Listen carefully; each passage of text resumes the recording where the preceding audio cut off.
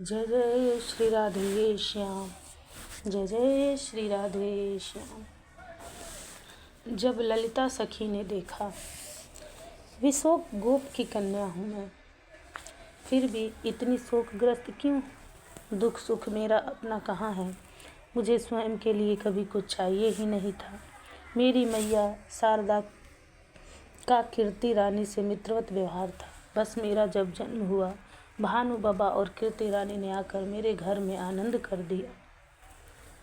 मेरे बगल में ही लाकर सुला दिया था लाडली को। बस उसी दिन से मेरी अपनी स्वामिनी हो गई थी वो। फिर तो उन्हीं के महल में खेलना, उन्हीं के वस्त्रों को पहनना, उन्हीं को खिलाकर खाना जीवन का लक्ष्य यही हो गया था मेरा।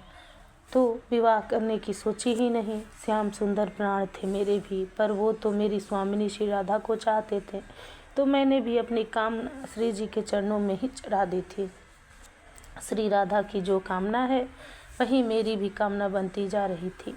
मेरे बाबा ने अच्छे अच्छे रिश्ते खोजे, पर मुझे तो करनी ही नहीं थी शादी। पर क्यों? कारण बताना ही पड़ेगा तुझे ललिता। मेरी मैया ने मुझे डांटते हुए पूछा था, मेरी लाडली का क्या होगा? मैं नहीं रहूँगी तो मेरी श्री राधा को कौन संभालेगा? ये कैसा तर्क था? कन्याओं को तो विवाह करके पराए घर जाना ही पड़ता है ना। मैया श्याम सुंदर चले गए मथुरा, अब शायद ही आवे। स्थिति बिगड़ रही है दिन प्रतिदिन। श्री राधा की उनका उन्माद बढ़ता ही जा रहा है। उनके साथ किसी को हर समय रहना ही पड़ेगा, नहीं तो क्या पता वो अपने जीवन लीला को ही समाप्त कर दे। मैया और बाबा को समझा दिया मैंने, स्पष्टता से समझा दिया था। अब नहीं कहते मुझसे विवाह करने के लिए, पर दुखी होते रहते हैं। किंतु मैं तो दुख के अपार सागर में ही डूबी पड़ी हूँ। मेरी श्री राधा ठीक हो जाए, बस हर देवस्थान में मैंने यही मांगा है। मेरी श्री राधा पहले की तरह मुस्कुराए। ब्राह्मणों को प्रणाम करते हुए उनसे यही आशीर्वाद मांगती हूँ। गंडा तावीज़ तंत्र मंत्र क्या नहीं करवाया मैंने। क्या चाहती हो ललिते? हर महीने मैं चली जाती हूँ महर्षि सांडिल्य के पास, और उनके पास जाकर पूछती रहती हूँ, श्याम आएगा? लाल लाल मेरी आंखों में महर्षि तक देख नहीं पाते थे। फिर मैं ये प्रश्न भी बड़े आक्रामक होकर पूछती हूँ।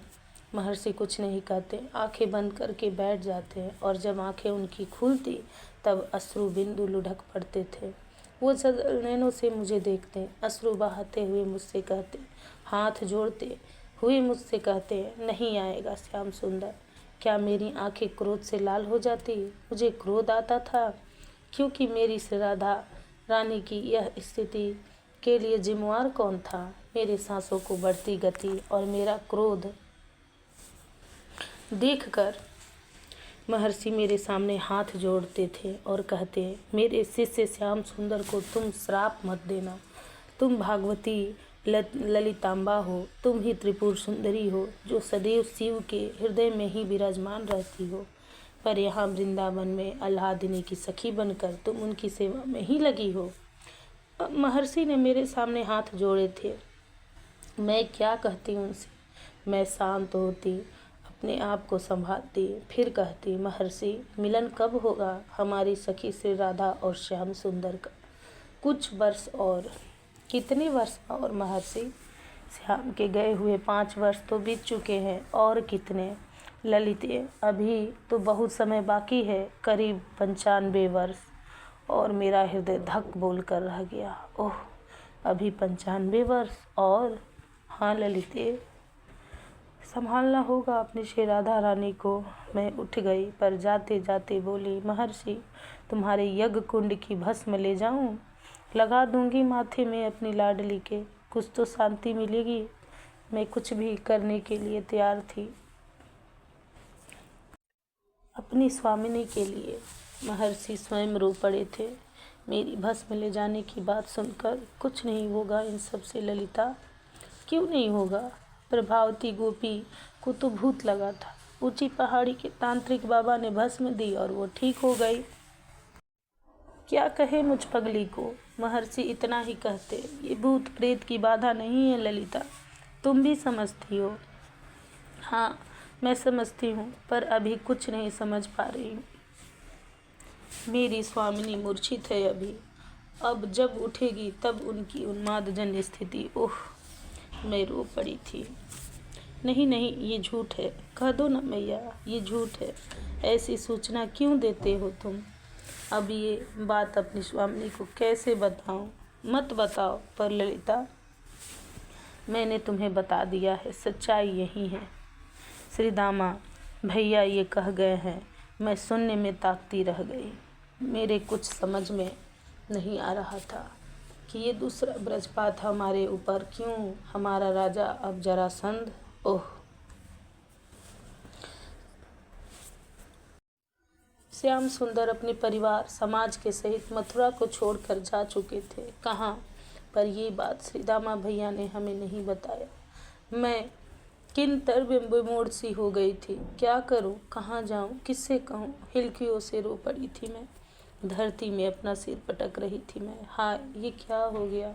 हम लोग वृंदावन वाले कम से कम ये सोच कर तो संतुष्ट थे कि मथुरा में हमारा श्याम सुंदर है और मथुरा हमारे पास ही है। हम ना भी जाए तो क्या हुआ? वृंदावन के कुछ लोग हैं जो मथुरा आते जाते हैं, उन्हीं से समाचार तो मिल जाता है श्याम कैसा है। पर अब हे श्याम सुंदर, हे प्रियतम, हे प्राणेश, ओह, श्री राधा रानी की मूर्छा टूट गई थी। मैं दौड़ी दौड़ी गई, जल पिलाया उन्हें। ललिते, चंद्रावली जी कहाँ है? स्वामिनी, आपको क्यों चाहिए चंद्रावली? ललिते, वो कह रही थी कि मैं मथुरा जाऊंगी और श्याम सुंदर से मिल कर आऊंगी। कह तो मुझसे भी रही थी चलने के लिए, पर मैं नहीं जा रही मथुरा। मेरी ललिते, जाना, बुला कर लाना जीजी चंद्रावली को और उनसे पूछ कि मथुरा वो जाकर आई है तो हमारा श्याम सुंदर कैसा है, वो ठीक है ना? पता नहीं क्यों ललिते, आज मुझे घबराहट हो रही है। मेरे श्याम सुंदर कुशल तो है ना मथुरा में? जा चंद्रावली, जीजी से पूछ करा। मैं रो गई पर आंसुओं को छुपा लिया, क्योंकि मेरे आंसू अगर लाडली को दिखें तो वो और दुखी हो जाती। मैंने तभी देखा सैनिक बदल गए थे, सत्ता ही बदल गई थी। बरसाने में सैनिकों की जो टुकड़ी आ गई थी। हर ग्वाल बाल के मन में यही प्रश्न अब उठ रहा था, क्या सत्ता बदल गई? सब डरे हुए थे, भोले भाले ब्रजवासी।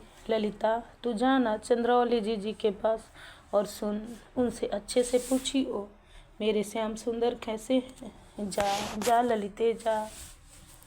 मैं चल रही थी पर कहाँ, मैं आगे बढ़कर रो गई और वहीं बैठ गई।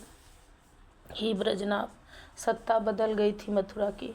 आक्रमण कर दिया था जरासंध ने, और इतना ही नहीं, विश्व का सबसे बड़ा आतंककारी कालयवन को अपने साथ में करके ये और उग्र हो उठा था।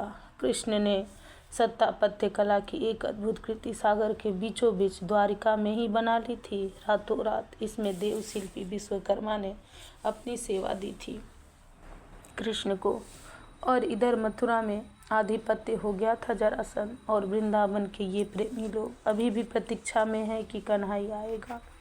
अब इनको कौन समझाए कि जिन्हें कन्हई को तुम अपना मान कर खिलाते पिलाते नचाते थे, अब वो द्वारिकाधीश बन चुका था। जय जय श्री राधे श्याम, जय जय श्री राधे श्याम।